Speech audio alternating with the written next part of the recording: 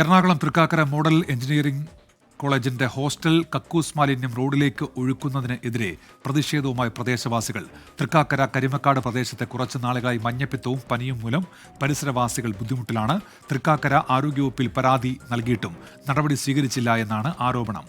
അമൽ സുരേന്ദ്രൻ ഇപ്പോൾ വിവരങ്ങളുമായി ചേരുന്നുണ്ട്. അമൽ, എന്തൊക്കെയാണ് വിവരങ്ങൾ?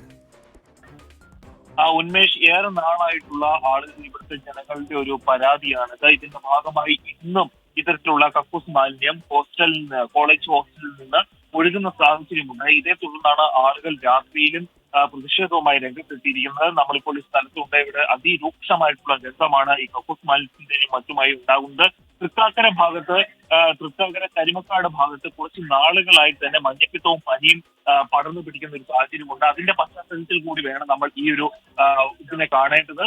ഏതായാലും ഈ ഒരു വിഷയത്തിൽ ഇപ്പോൾ പോലീസ് ഇവിടെ എത്തി പ്രതിഷേധക്കാരെ അനുനയിപ്പിക്കുവാനുള്ള ശ്രമങ്ങളുമായി മുന്നോട്ട് പോവുകയാണ്. പക്ഷേ ഇതുവരെയും പ്രതിഷേധം തണുത്തിട്ടില്ല. ആളുകൾ ഇതിനൊരു ശാശ്വതമായ പരിഹാരം വേണമെന്ന് പറഞ്ഞുകൊണ്ട് പ്രതിഷേധിക്കുക തന്നെയാണ്. ഏതായാലും കോളേജിന്റെ ഭാഗത്ത് നിന്ന് കുറെ കൂടി വ്യക്തമായി ഇതിനൊരു പരിഹാരം കാണാൻ മുന്നിട്ട് വരണം എന്ന് തന്നെയാണ് ഇവിടുത്തെ പ്രദേശവാസികളുടെ ആവശ്യം. ഉന്മേഷ്, അമൽ സുരേന്ദ്രനാണ് വിശദാംശങ്ങൾ നൽകിയത്.